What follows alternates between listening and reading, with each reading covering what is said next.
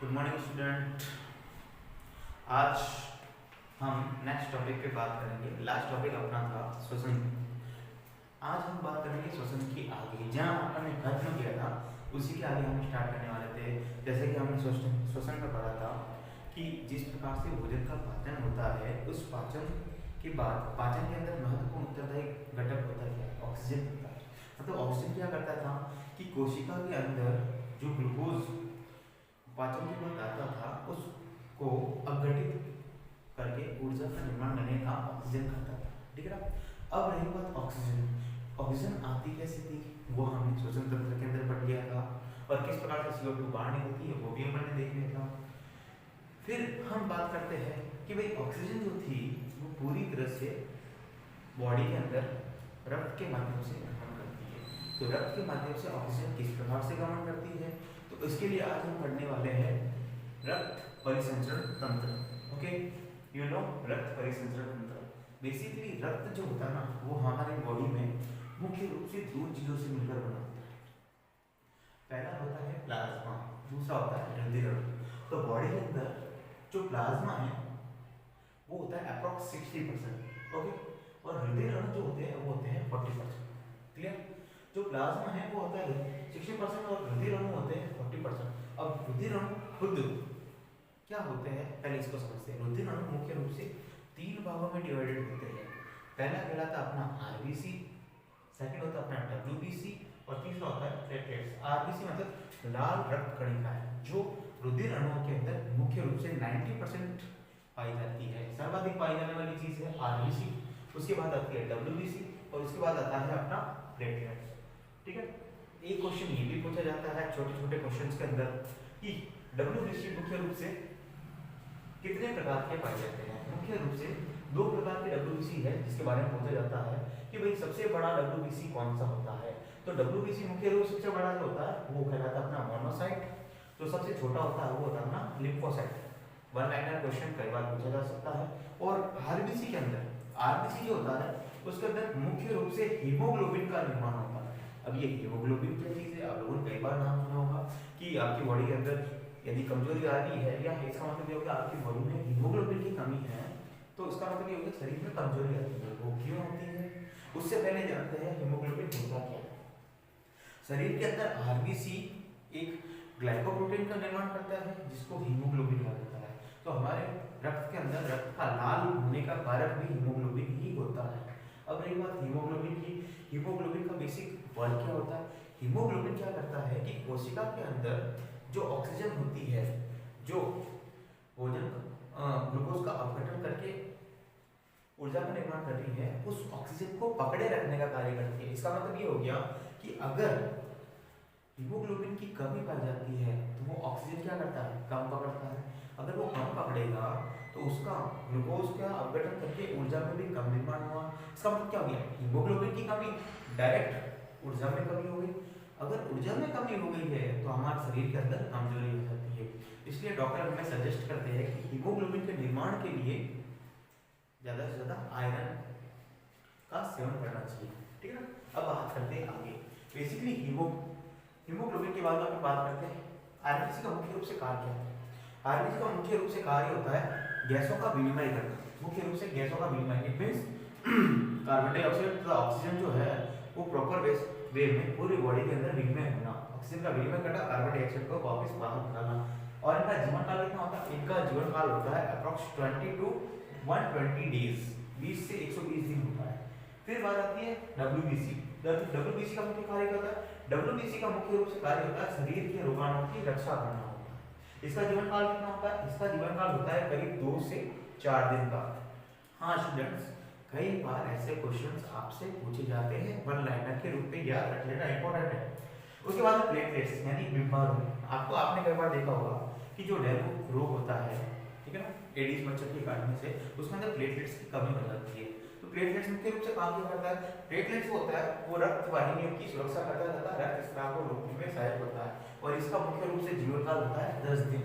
यानी इसके बाद में ये वापस नए सिरे से नए बनने लगते हैं। अब बात करते हैं आगे कि किस प्रकार से ये रक्त जो है हमारे शरीर के अंदर परिवहन करते हैं। तो रक्त परिसंचरण तंत्र के अंदर सबसे पहले अपन पढ़ने वाले मानव हृदय। मानव हृदय, पहले ये समझना जरूरी है कि मानव की बॉडी में रक्त परिसंचरण होता है। रक्त परिसंचरण के रूप से दो प्रकार के होते हैं, एक होता है एकल रक्त परिसंचरण और दूसरा होता है दोहरा रक्त परिसंचरण। अब ये दोहरा और एकल क्या है, इसको समझने के लिए पहले इसकी प्रोसेस को समझना जरूरी होता है। तो मैं पहले आपको बता देना चाहता हूँ, कुछ जीव ऐसे होते हैं जिनके अंदर केवल और केवल एकल परिसंचरण तंत्र होता है और कुछ जीव होते हैं जिसमें दोहरा परिसंचरण तंत्र होता है। तो मैं पहले आपको दोहरा परिसंचरण तंत्र को समझाऊंगा, इससे आप ऑटोमेटिक समझ जाओगे कि एकल में और दोहरा में डिफरेंसेस क्या है। आइए बात करते हैं सबसे पहले मानव हृदय की। मानव हृदय हम जानते हैं कि हार्ट जो होता है वो करीब मध्य भाग के थोड़ा बाएं साइड में होता है, ठीक है ना। अब बात करते हैं आगे कि मानव हृदय मुख्य रूप से एक बंद मोतीनुमा संरचना होती है, गहरे लाल रंग का पाया जाता है। इसके अंदर मुख्य रूप से 4 प्रकोष्ठ होते हैं, 2 इसमें आलिंद होते हैं तो 2 इसमें नीले होते हैं। ओके, यहाँ देखिए, यहाँ पे ये ऊपर वाला भाग जो है वो यहाँ पे बाया आलिंद कहलाता है, ये नीचे वाला बाया नीले हो गया, ये ऊपर वाला दाया आलिंद और नीचे वाला दाया नीले।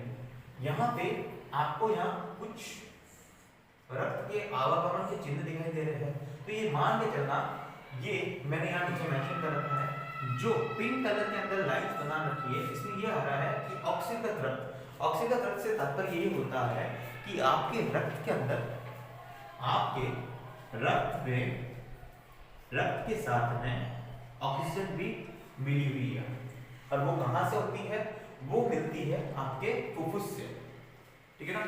फेफड़ों के माध्यम से ऑक्सीजन जो है वो रक्त के अंदर आती है छोटी छोटी शिराओं के माध्यम से, तो वहां से फुफ्फुस शिरा से रक्त आता है अंदर की ओर, वहां से वो बाह्य आलिंद से होते हुए बाह्य नीले में पहुंचता है। बाह्य नीले में जाने के पश्चात ये वापस क्या होता है, महाधमनी के माध्यम से, वहां देखो याद रख लेना इसकी प्रोसेस किस प्रकार से चल रही है कि रक्त जो है वो सर्वप्रथम बाह्य आलिंद से प्रवेश कर रहा है, बाह्य आलिंद से ये पहुंचता है बाह्य नीले में, बाह्य नीले से होते हुए पहुंचता है महाधमनी में। ओके, महाधमनी के माध्यम से ये पूरे शरीर की कोशिकाओं में पहुंचता है, और कोशिका में हमें पता है पहले से क्या हो रहा है, ऊर्जा का निर्माण हो रहा है ग्लूकोज के जरिए, और वहां पे क्या होता है, जैसी ऑक्सीजन रक्त के माध्यम से पहुंचती है वो ग्लूकोज को तोड़कर ऊर्जा का निर्माण करती है, और इस प्रोसेस के अंदर वापस किसका निर्माण होता है, कार्बन डाइऑक्साइड का निर्माण होता है। तो कार्बन डाइऑक्साइड गैस का फिर क्या होता है, फिर से उस रक्त के अंदर कार्बन डाइऑक्साइड गैस मिल जाती है, तो जिस रक्त में कार्बन डाइऑक्साइड गैस वापस मिलती है उसे कहा जाता है अनऑक्सीकृत रक्त। इसका मतलब क्या हो गया, इसका मतलब ये हो गया कि ये वाला जो भाग है जिसके अंदर आपको ये दिखाई दे रहा है लाइट कलर, ओके, ये होता है अनऑक्सीकृत रक्त, जो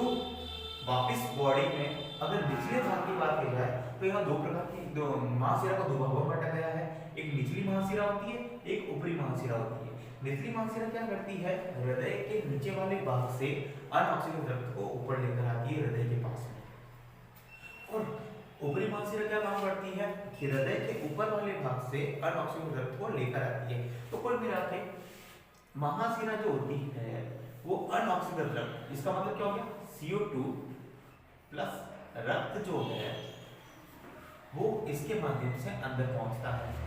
यहाँ पहुंचने के बाद इसका मतलब क्या, दाएं आलिंद में पहुंचा, दाएं आलिंद के माध्यम से ये पहुंचता है वापस दाएं नीले में, और दाएं नीले के माध्यम से वापस बाहर निकलता है फुफ्फुसीय धमनियों से, फुफ्फुसीय धमनियों से ये पहुंचता है वापस फुफ्फुस के पश्चात, ठीक है ना, फुफ्फुस के पश्चात, फुफ्फुस में पहुंचने के बाद यहाँ से वापस, जैसे यहाँ से वो ऊपर की ओर जाता है और करीब करीब यहाँ से फुफ्फुस के पास पहुंचता है। फुफ्फुस में पहुंचने के बाद वहां पे रक्त से CO2 वापस अलग हो जाती है और उसी जगह पे वापस ऑक्सीजन जुड़ जाती है। तो इस प्रकार से हम ये कह सकते हैं कि हृदय के अंदर रक्त 2 बार आता है, एक बार वो O2 के साथ आता है जिसको ऑक्सीकृत रक्त कहा गया है, और दूसरी बार क्या होता है वो CO2 के साथ आता है, ठीक है ना।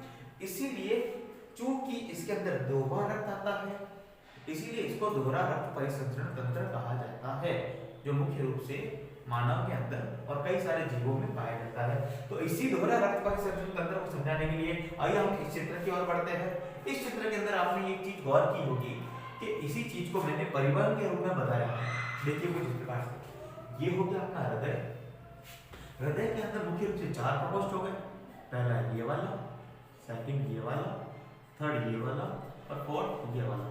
तो 4 प्रकोष्ठ में ये हृदय बटा हुआ है, हम अच्छे से समझ रहे हैं। तो यहाँ पे सबसे पहले क्या आ रहा है, इस चीज को समझते हैं। अगर मैं बात करूं कहीं एक पॉइंट से शुरू करने की, तो मैं ये कह सकता हूँ कि मान लीजिए कोशिका के अंदर आपके ऑक्सीजन है, ठीक है ना। ये यहाँ पे बॉडी के अंदर शरीर के अलग अलग हिस्से में कोशिका पाई जाती है। इस कोशिका के अंदर जो ये शरीर की कोशिका है, इसके अंदर ऑक्सीजन जनित रक्त है पहले से। यहाँ ऑक्सीजन क्या काम कर रही है, ग्लूकोज को तोड़कर ऊर्जा का निर्माण कर रही है। और शरीर की कोशिकाओं के अंदर ऊर्जा प्राप्त होने से क्या होगा, शरीर वर्क में आएगा, काम करने लायक रहेगा।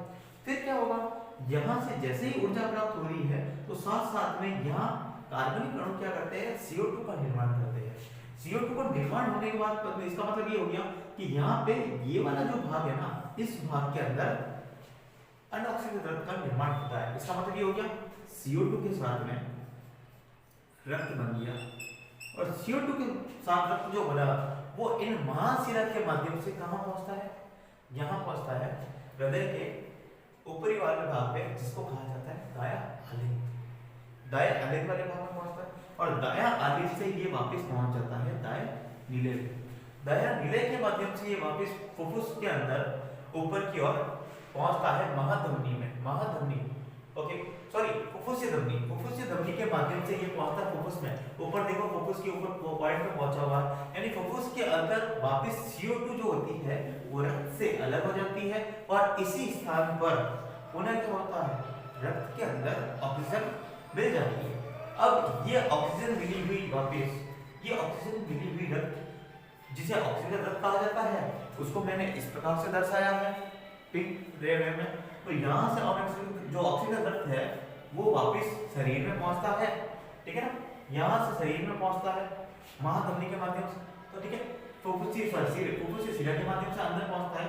तो यहाँ से ये होते हुए महाधमनी से होते हुए वापस पूरे के पूरे शरीर के अंदर पहुंच जाता है। तो इस प्रकार एक ही रक्त 2 बार शरीर के अंदर आता है। बशर्ते अंतर इतना होता है कि रक्त में एक बार ऑक्सीजन मिली हुई होती है तो उसे ऑक्सीकृत रक्त कहा जाता है, और दूसरी बात उसी रक्त के अंदर क्या होता है, CO2 मिली होती है जिसे अनऑक्सीकृत रक्त कहा जाता है। तो इसी प्रकार से मैं ये कह सकता हूँ कि जब ये रक्त 2 बार शरीर के अंदर आता है, हृदय के अंदर पहुंचता है, हृदय के अंदर पहुंचता है, इसीलिए इसको नाम दिया गया है दोहरा रक्त परिसंचरण तंत्र।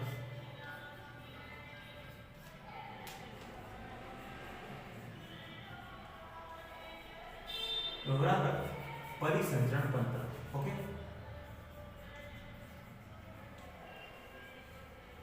दोहरा रक्त परिसंचरण इसको कहा जाता है।